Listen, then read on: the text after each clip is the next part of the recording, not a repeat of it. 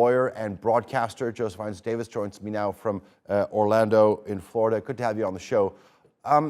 For most people living outside of the United States, it is pretty hard to comprehend why the country cannot pass the necessary legislation to prevent or at least reduce incidents like this. Well, before I begin, like most, let me give my condolences to the families of the victims of this unthinkable crime, which happened in Uvalde, Texas. With your question, it is a matter that probably will not be resolved even with legislation, with more gun control legislation. Gun control here in the United States, for the most part, is meted out through the several states, through the 10th Amendment. States are allowed to issue gun control measures and red flag measures as they see fit for the several states. Let me also say that from what has been reported, and most of my reports have been published by and through the Washington Post, this particular assailant, who fortunately was shot dead in the act by the police, was a disturbed young man whose mother was on drugs. He, according to reports, he had a speech impediment. He was bullied over time since junior high school and so forth.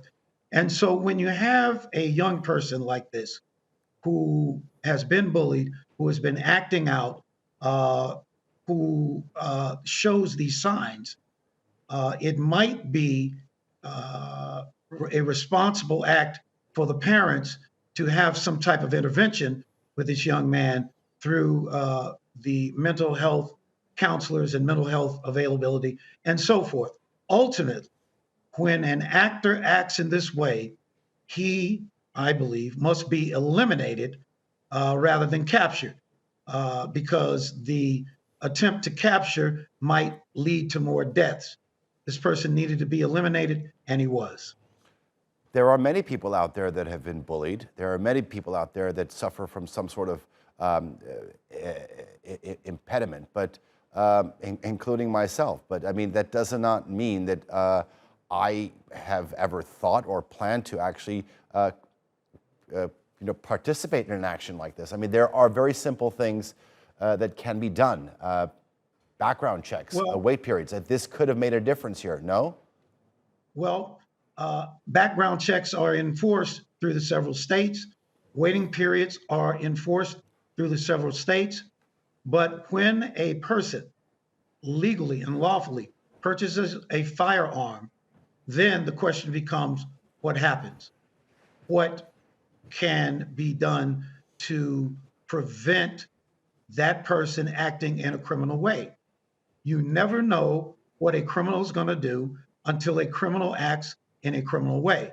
Now, when they act, then you have to respond, and you have to respond also with lethal deadly force, whether it be the authorities or other armed citizens who happen to encounter this person, given what we're talking about. For instance, in the instance, if I may, in the instance when you have a so-called white supremacist acting against Black American, well, it is in the right via the Second Amendment for an armed Black American to be able to fire back in self-defense to protect himself and his family. Okay. Joseph, I want to ask you one last question because we're running out of time, and you brought this up, and I do have a question about it. I mean, I've come across dozens of notable figures calling on lawmakers to make some changes. This is a call that we've seen pretty much every time, every single time after a tragedy like this. I mean, clearly this top-down approach is not working. Why can't local governments, explain to our viewers internationally, sort of impose their own regulations for firearms? Well, they have. I mean, for instance, here in Florida, after the Stoneman Douglas incident, the legislature in Florida strengthen gun control measures, but it still does not stop a criminal from acting in a criminal way.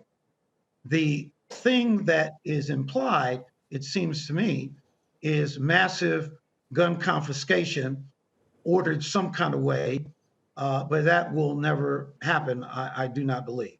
Okay. Joseph Haynes Davis, thank you very much for joining us here on TRT World. I do appreciate the analysis. Thank you.